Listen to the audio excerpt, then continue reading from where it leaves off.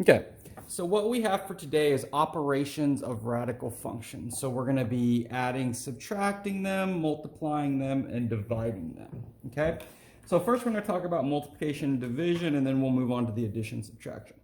So whenever you multiply these, what you're looking for is only ones that are in the same spot get to play with each other. So this 10 and this -3 on the outside, they're going to multiply together. So 10 times -3 is going to give me -30, okay? Then you're going to write your root, and the two inside numbers multiply, so that gives me a 24, and then n3, n7. Remember, when you're multiplying, what do you do with the exponents? You add them up, so that gives me n10, okay? Now we're going to have to simplify this like we simplified it on the other activity.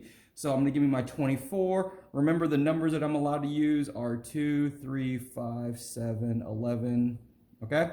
So which one of those goes into 24? Well, a 2 goes in, that gives me a 12. Another 2, that gives me a 6. Another 2, that gives me a 3. And then 3 gives me the 1, okay? So I'm going to line these up, 2, 2, 2, 3. Here's my pair. So what goes on the outside? The 2, there's already a -30 out there, so those will multiply, and that will give me a -60. Square root, I'm going to leave some space for my letter, and then what didn't get multiplied, or what didn't get circled, the 2 and the 3, so that's going to give me a 6, okay? Now, I'm going to work with my n10 now. Now remember, there's no number here, so it's a square root. So how many times does 2 go into 10? Well, it goes 5 times. And how many's left over when you divide 10 by 2? None, so we're going to leave it like that. Remember, the other way that we can do that is write 10 n's, 5, 6, 7, 8, 9, 10. And then again, since it's a square root, we're looking for pairs. So I got a pair, a pair, a pair, a pair, a pair. How many circles do we have? 5, so that's why it's n5. How many didn't get circled? None, that's why there's none left in here, right? And that's all I'm looking for right there. Now, when you're dividing by radicals, we're not allowed to have square roots on the bottom. So what we're always going to do when we have the square root on the bottom is we're going to multiply the top and the bottom by whatever's on this bottom. So square root of 6, square root of 6. Okay, here, let's go like that. Okay. So again, when you're multiplying, only if you're in the same spot. This 4, there's no number out here, so I can't multiply, so he's just going to come down. And then these two are both inside, so we're going to multiply those. 2 times 6 gives me 12 over the square root. 6 times 6 gives me 36. Okay? Now, there is no square root of 12, so we're going to have to do our little thing. So here we go, 12. What numbers go into 12? Well, 2. That gives me 6, 2, 3, 3, 1. So you got 2, 2, 3. Circle my pair. So again, there's already a 4 out there. This 2 will multiply, so that gives me, we'll go this way, 8. Square root, what didn't get circled? 3. And then what's the square root of 36? Is there a perfect square? There is. What's the square root of 36? It's just 6. Now we're going to simplify. These two numbers are on the outside. Is there any number that can divide both these? Sure, 2 can divide both these, so what's that going to give me on top? 4, and what's that going to give me on the bottom? A 3, and then remember the inside of the root you don't mess with. And that's what I'm looking for there. Okay? Now, the last one is going to be adding and subtracting.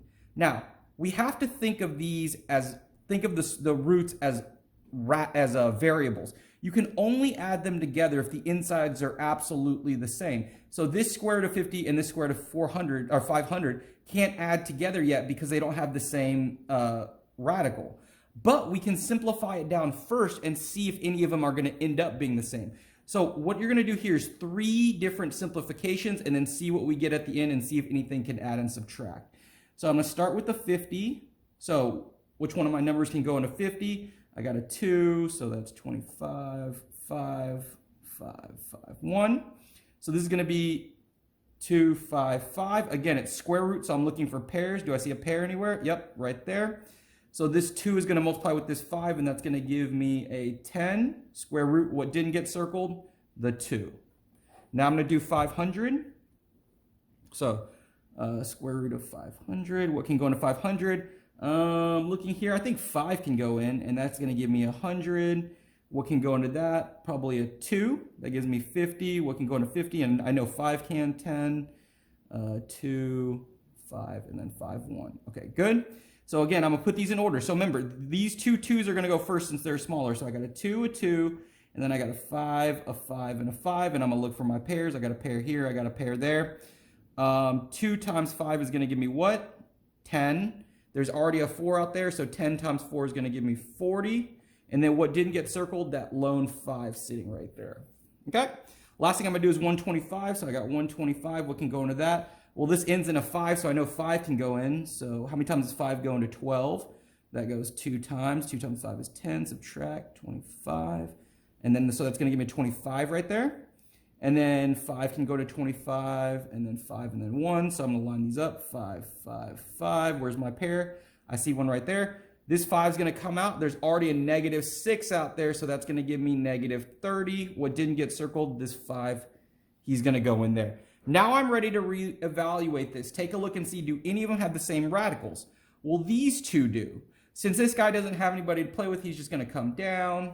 And then this is going to be 40 minus 30, and that's going to give me plus 10 square root of 5. So you treat it just like it's a variable. When you're adding and subtracting, they just have to be the same, but you're not going to mess with them when you add and subtract. You're just going to leave it like that.